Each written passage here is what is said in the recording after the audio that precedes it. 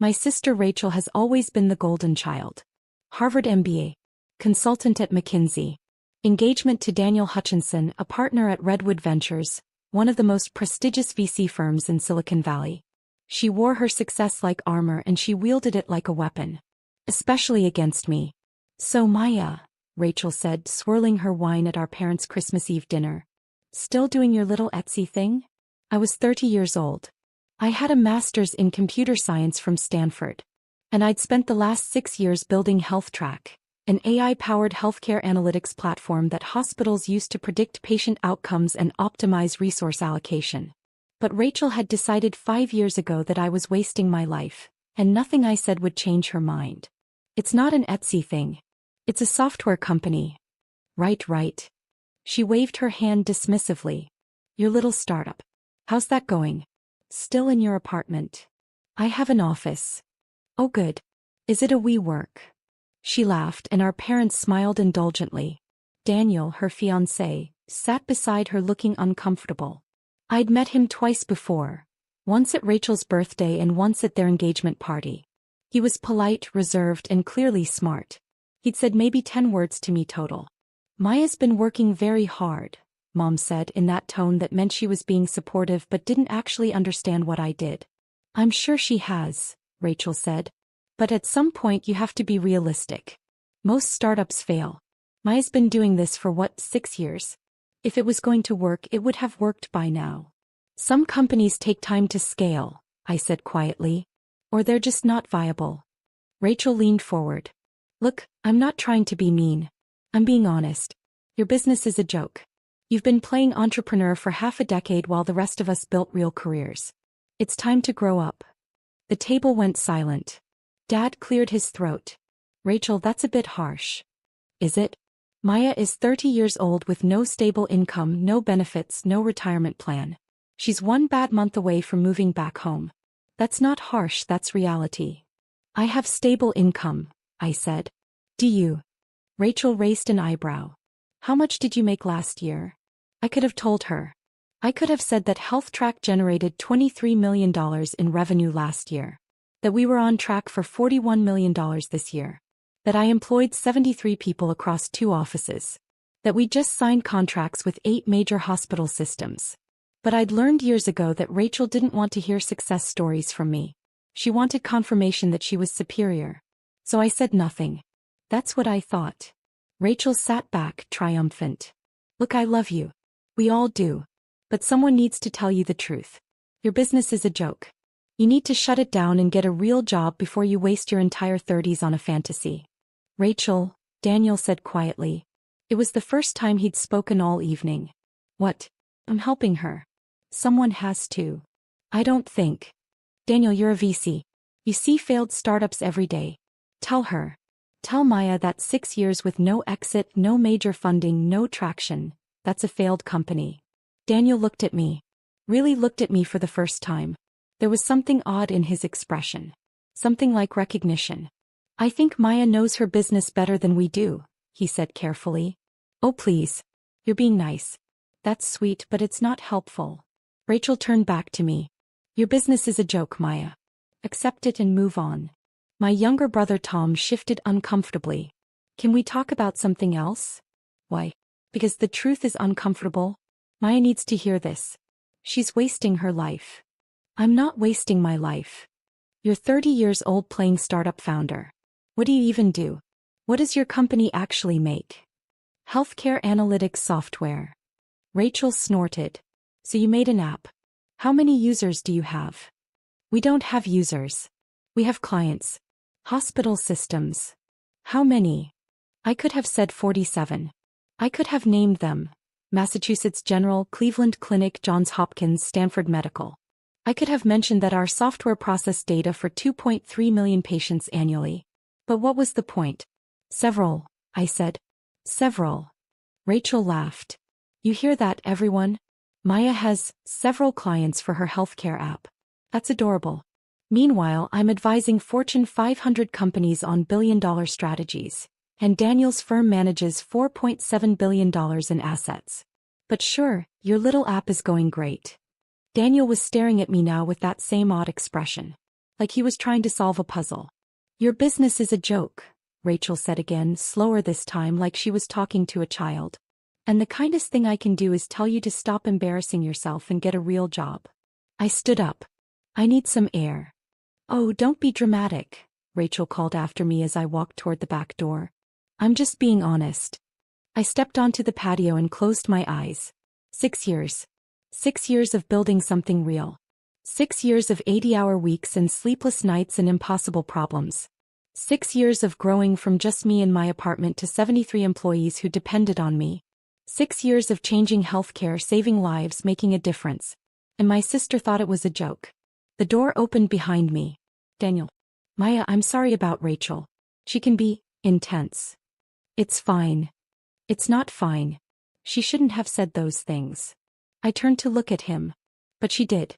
And she meant them. And honestly, it doesn't matter anymore. I stopped trying to prove myself to my family 3 years ago. He hesitated. Can I ask you something? Sure. Your company. Heather. That's what it's called, right? My heart stopped. Yes. Healthcare analytics. AI-powered predictions. Hospital systems. Yes. He nodded slowly. I thought so. Your last name is Patel. Maya Patel. But when Rachel talks about you, she just says Maya. She never mentions your last name.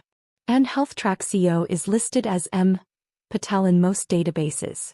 I didn't make the connection until tonight. You know HealthTrack? Know it? Maya, we've been trying to get a meeting with your company for 8 months. HealthTrack is one of the hottest healthcare tech companies in the country. You're on every VC's radar.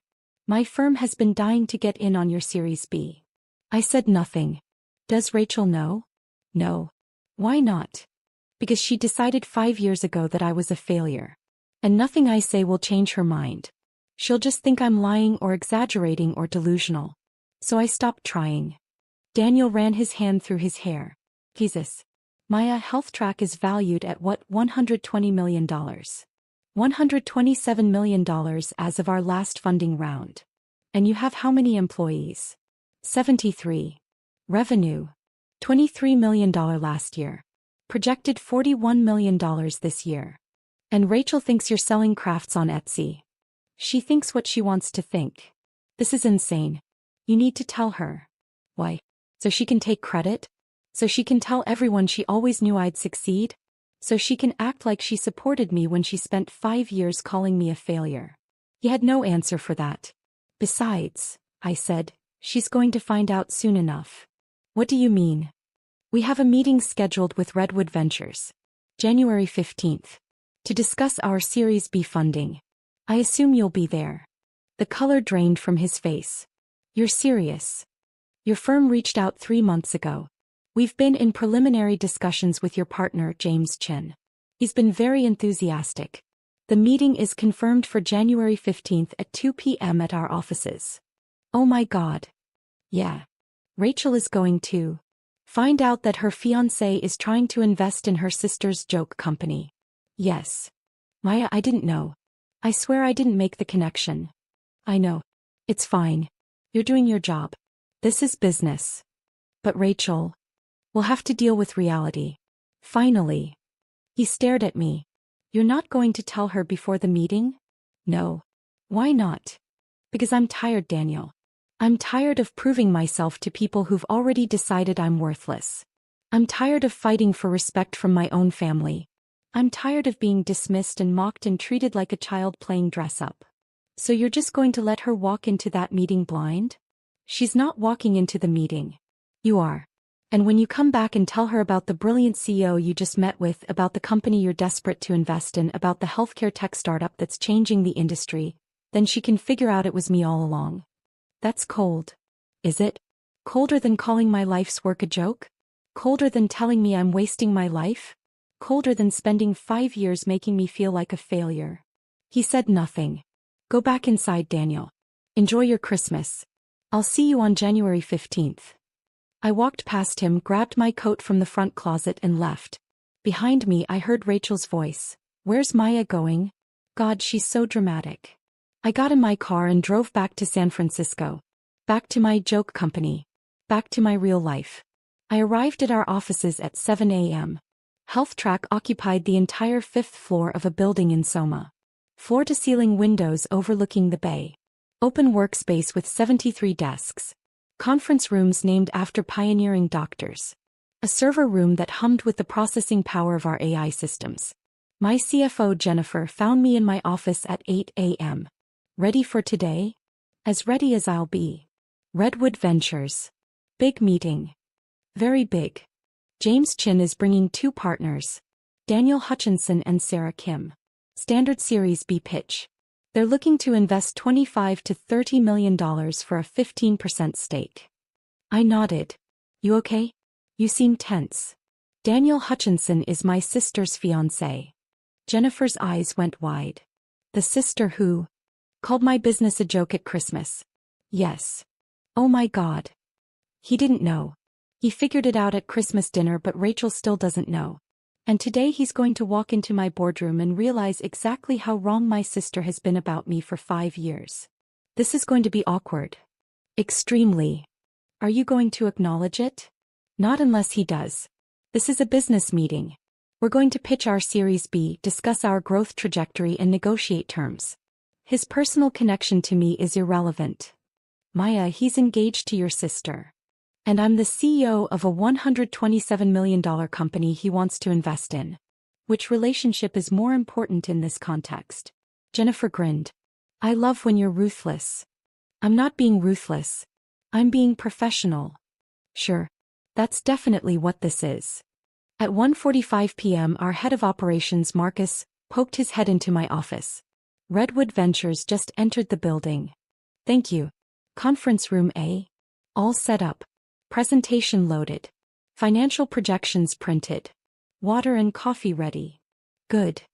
I stood up, smoothed my blazer and walked to the conference room. James Chin I'd met before, twice. He was sharp, enthusiastic and genuinely excited about HealthTrack's potential. He greeted me warmly when I entered. Waya. Good to see you again. James. Thank you for coming. Are you kidding? We've been looking forward to this for months.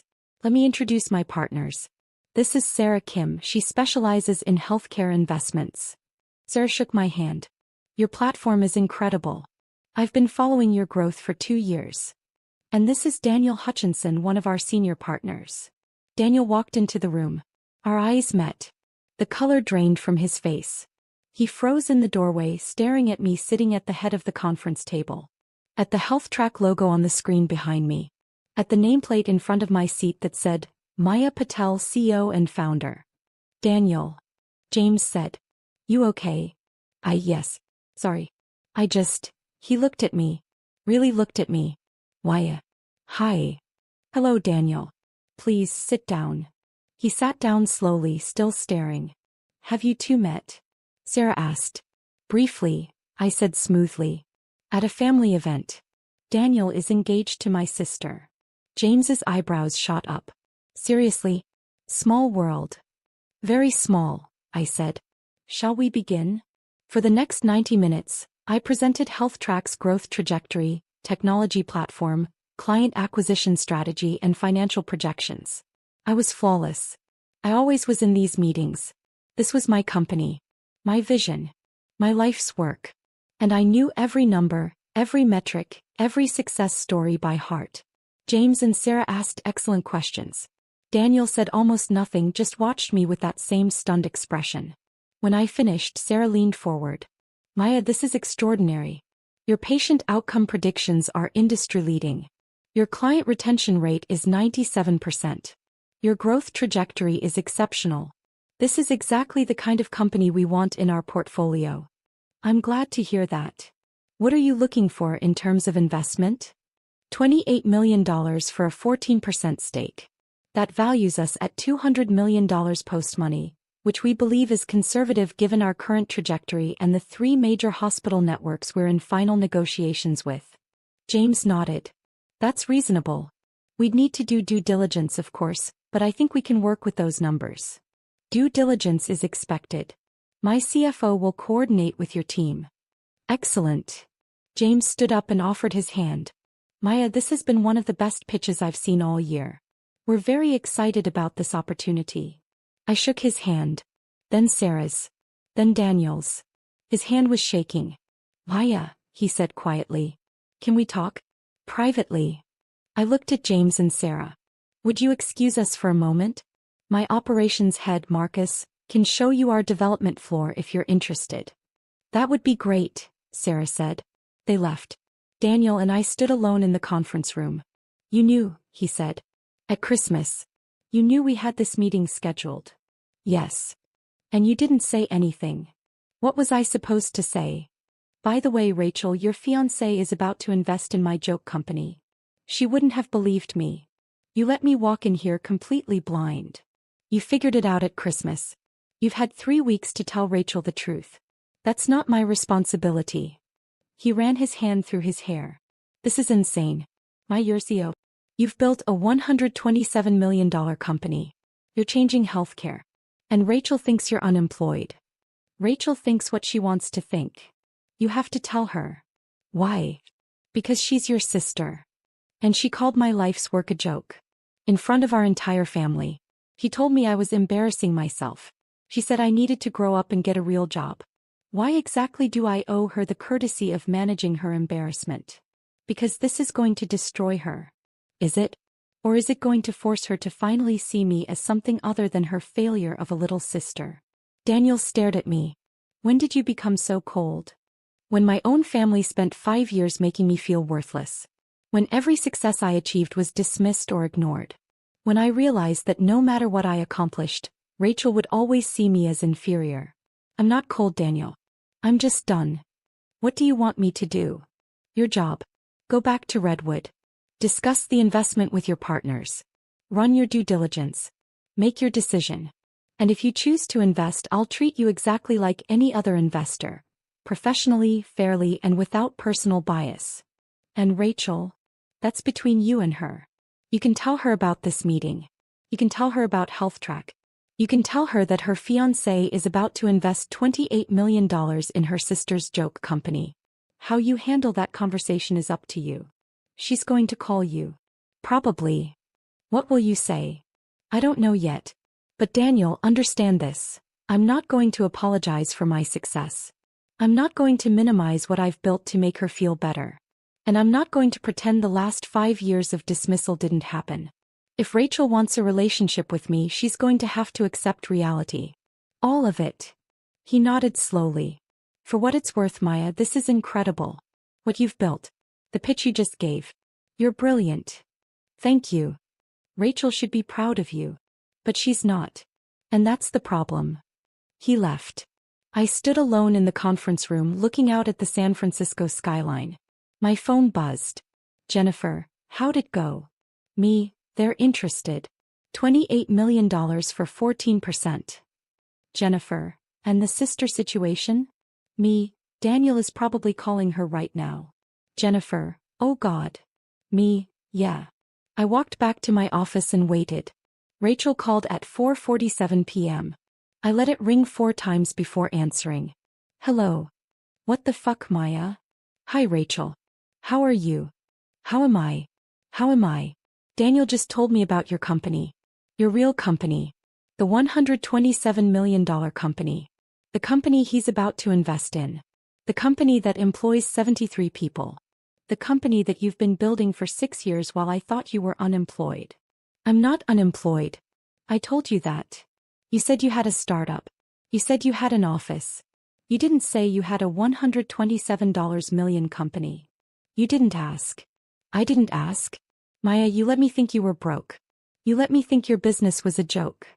No, Rachel. You decided my business was a joke. I tried to tell you otherwise. You didn't listen. When did you try to tell me? 3 years ago at your birthday. I mentioned we'd signed our first major hospital contract. You said, that's nice, and changed the subject. 2 years ago at Thanksgiving. I mentioned we were raising our Series A. You said, good luck with that, in a tone that suggested you thought it was a fantasy. Last Christmas before this one. I mentioned we'd hired our 50th employee. You said, must be nice to play boss. Silence. I tried, Rachel. For years I tried. But you'd already decided I was a failure. And nothing I said would change your mind. You should have tried harder. Why? Why is it my job to force you to see me? Why is it my responsibility to manage your perception of my success? You're my sister. You're supposed to believe in me. You're supposed to support me. Instead, you spent 5 years making me feel small. I was trying to help. By calling my business a joke. By telling me I was wasting my life. By saying I needed to grow up and get a real job. That's helping. I thought you were failing. I thought you were in denial. Biz, you never asked. You never looked. You never cared enough to see what I was actually doing. You just assumed. How was I supposed to know you were building a $127 million company? By asking. By listening. By treating me like an adult instead of a child who needed to be corrected. Rachel, I told you I had clients. I told you I had employees. I told you I had an office. You dismissed all of it because it didn't fit your narrative. What narrative? That you're the successful one and I'm the failure. That you have the real career and I'm playing pretend. That you're superior and I'm someone to be pitied. That's not. Isn't it? Rachel, you introduced me to your friends as my sister who's still figuring things out. You told our relatives I was between jobs. You told Daniel, your fiancé, that my business was a joke. What was I supposed to think? Long silence. Daniel wants to invest $28 million in your company, she said finally, her voice quieter. I know. That's a lot of money. Yes. You must be really successful. I am. Why didn't you tell me? I tried. You didn't listen. And eventually I stopped trying. It was easier to let you think I was a failure than to fight for recognition from someone who'd already decided I wasn't worth it. Maya, I'm your sister. You should have fought harder. No, Rachel. You're my sister. You should have looked harder. You should have listened harder.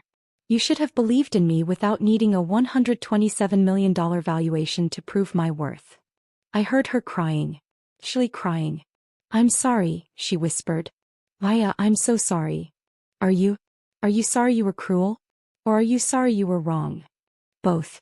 I'm sorry for both. I don't know if I believe you. I was horrible to you. At Christmas. I called your business a joke. I called your life a waste. Maya, I was so horrible. Yes. You were. How do I fix this? I don't know if you can. Please. Tell me how to fix this. I closed my eyes. Rachel, you can't fix 5 years of dismissal with one apology. You can't undo the damage of constantly making me feel worthless. You can't erase the fact that you needed a VC meeting to finally see me as successful. Then what do?